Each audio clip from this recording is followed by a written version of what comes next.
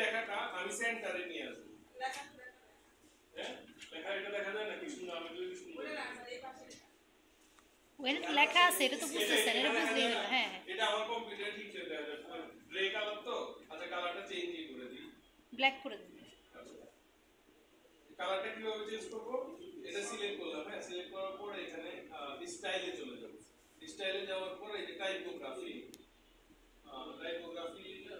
ছিল কি কালারটা এই যে টেক্সট কালার এখান থেকে কালো করে দিই এখন ঠিক আছে এখন দেখেন এই যে এটা সিলেক্ট করলাম এই বক্সটা সিলেক্ট করলাম সিলেক্ট করার সাথে সাথে এখানে কি লেখা আছে দেখেন এডিট হেডিং আর এটা সিলেক্ট করলে কি লেখা আসবে এডিট টেক্সট এডিটর এটা সিলেক্ট করলে কি লেখা আসবে এডিট ইমেজ বুঝতে পারতেছি তার অপশনে আছে ধরেন আমি ইমেজটা সিলেক্ট করতে পারতেছি না তখন আমি এই যে পাশে এখানে দেখতে পাচ্ছেন এখানে ক্লিক করলাম যেমন ভিডিওটা আমি এখানে ক্লিক করলে ভিডিও সিলেক্ট হবে না সে কি করবে ভিডিও প্লে হয়ে যাবে অথবা আমাকে কোথায় নিয়ে যাবে ভিডিও লিংকে নিয়ে যাবে তাহলে আমি কোথায় ক্লিক করব ওই যে সাইড এই বাটনটা এখন আসি আমি এই টাইটেলটাকে সাজাবো টাইটেলে ক্লিক করব কোনটা এটা এডিট বাটন ক্লিক করলাম এখন আমি এই লেখাটাকে একটু সাজাবো কি করব সাজাবো এই যে স্টাইলে চলে যাব কোথায় চলে যাব এখানে তিনটা ট্যাব আছে কন্টেন্ট স্টাইল অ্যাডভান্স আমি যদি এর ভিতরে লেখা চেঞ্জ করতে যাই তাহলে কোন অপশনে যাব কন্টেন্ট অপশনে এখানে চেঞ্জ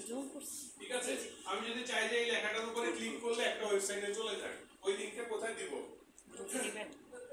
এই যে এখানে এটাই মুহূর্তে আছে হেডিং 2 আমি যদি এটাকে h1 করতে যাই তাহলে এই যে এখানে হেডিং 1 আছে বা h2 আছে এখানে ঠিক আছে এখন আমি স্টাইলে চলে গেলাম স্টাইলে যাওয়ার পরে কি আছে টাইপ আছে অ্যালাইনমেন্ট এই যে দেখতে পাচ্ছি অ্যালাইনমেন্ট এমএস ওয়ার্ডে ছিল না সেন্টারে ক্লিক করলাম এখন লেখাটা কোথায় চলে গেল সেন্টার এবার টাইপোগ্রাফি এখান থেকে আমি সুন্দর একটা ফন্ট সিলেক্ট করতে পারবো এই যেখানে ফন্টের পাশে অ্যারোতে ক্লিক করলে অনেক ফন্ট আছে হ্যাঁ আমার যদি জানা থাকে যে এই কাজটার জন্য এই ফন্টটা ভালো যেমন আমি বেবাস ফন্ট আছে হ্যাঁ বেবাস ফন্টটাতে ক্লিক করলাম তাহলে দেখেন এই ফন্টটা এরকম হয়ে গেছে অথবা আমার আরেকটা ভালো মানে ফন্ট আছে যেটা হচ্ছে মাইরিয়া প্রো কি না তাহলে হচ্ছে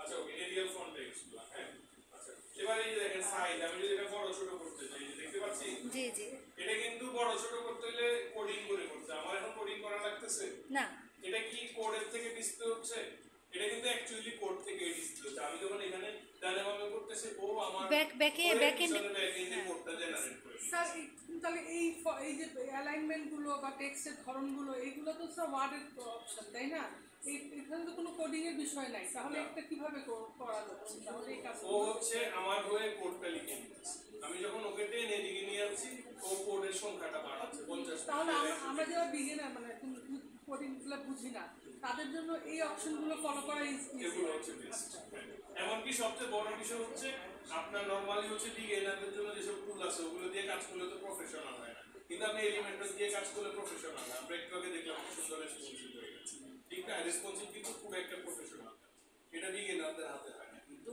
আপনারা এলিমেন্টের টুলটা পাওয়ারফুল টুলটা ইউজ করার কারণে আপনারা বিগিনার হলেও কি করতে পারতেছেন responsive web template web page create করতে পারতেছেন ক্লিয়ার কি আচ্ছা আমরা একটু কনসেন্ট্রেশন দেই তাহলে আমি ফন্ট সাইজটা একটু ছোট করে নিলাম ঠিক আছে এবার আমি চাইলে ফন্টের লেখাটা বোল্ড ইটালিক এরকম করতে পারবো যদি একটু বোল্ড করতে চাই আচ্ছা এটা সাপোর্ট করতে আচ্ছা স্টাইলের মধ্যে যদি ইটালিক চাই এই যে ইটালিক হয়ে গেছে আমার ইটালিক দরকার নেই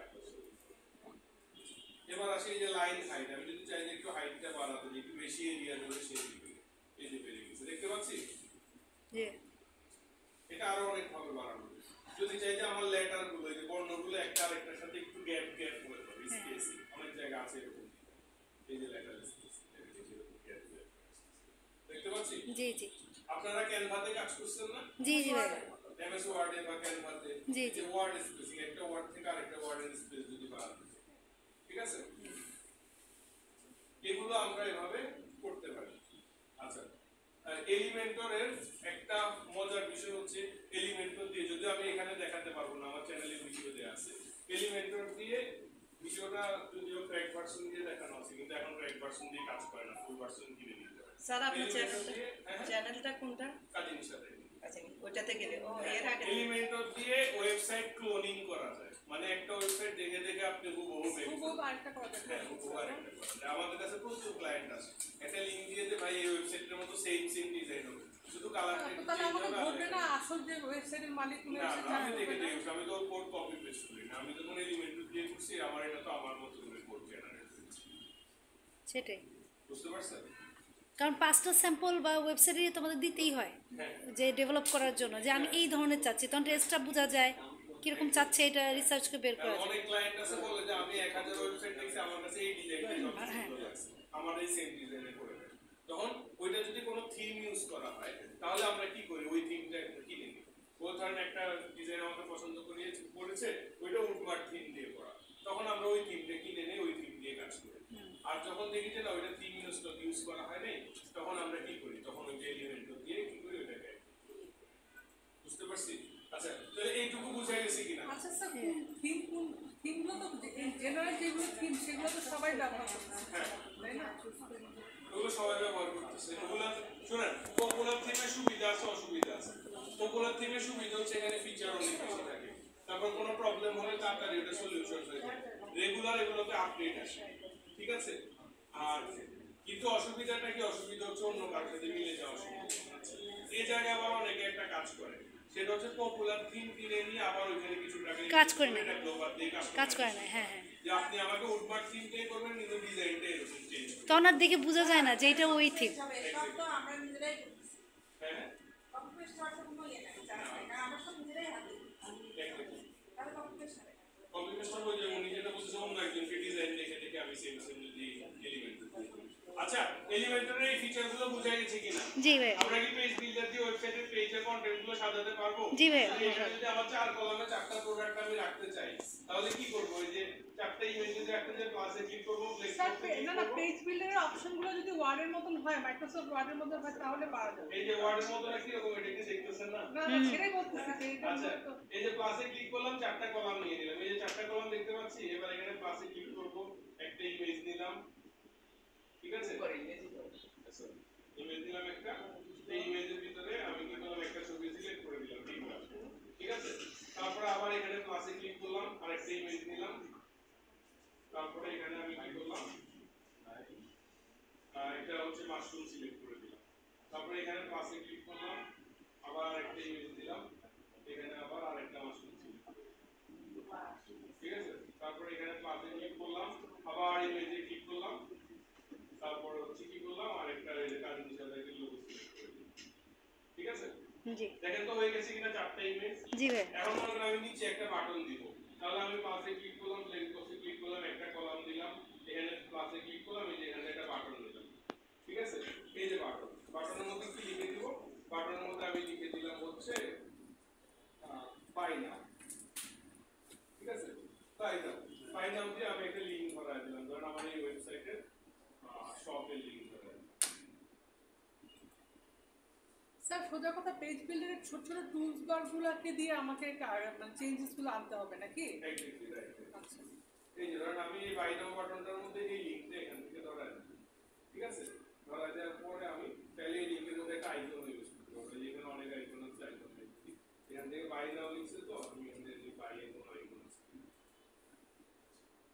তাহলে আমি এখান থেকে অর্ডার দিয়ে অর্ডার, আচ্ছা বা কার্ডের আইকন দিই, এই যে কার্ড আইকন আছে না, একটা শপিং কার্ডের আইকন এখানে, এখান থেকে যেমন দেখতে ভালো লাগতেছে। জি জি, এবার আমি যদি চাই এই বাটনটা এখানে সবুজ কালার আছে, আমার থিমটা কি কালার রেখেছি, থিমটা হচ্ছে ব্লু কালার, তাহলে এই বাটনটা ব্লু করব।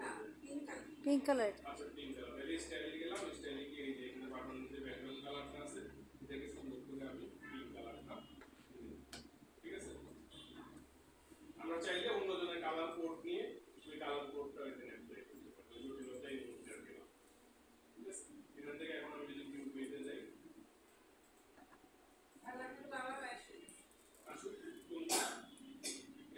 নিচে আসে এই যে 4টা ইমেজ পাশাপাশি আসছে, হ্যাঁ, হ্যাঁ। বাটনটা আসছে, বাটনে ক্লিক করলে আমার ওই যে কাজ হিসাবে তুমি নিয়ে গেছে, জি। রেসপন্সিভ হয়, আমি একটু দেখি ইমেজগুলো একটু রেসপন্সিভ হয় কিনা। আমি যদি এখানে আরেকটু ছোট স্ক্রিনে আসি, 4টা ইমেজ আরেকটু ছোট স্ক্রিনে আসি, আর ছোট এই যে এবার একটা করে হ্যাঁ, লিংক এই যে বাটনটা যেখানে আমি এই ইমেজের মধ্যে এই বাটনটা যেখানে অ্যাড করেছি না,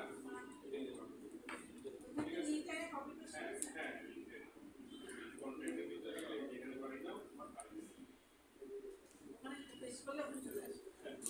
ক্লিয়ার কি না? জি ভাই, কোনো কনফিউশন আছে পেজ বিল্ডার কিভাবে কাজ করে? না কোনো কনফিউশন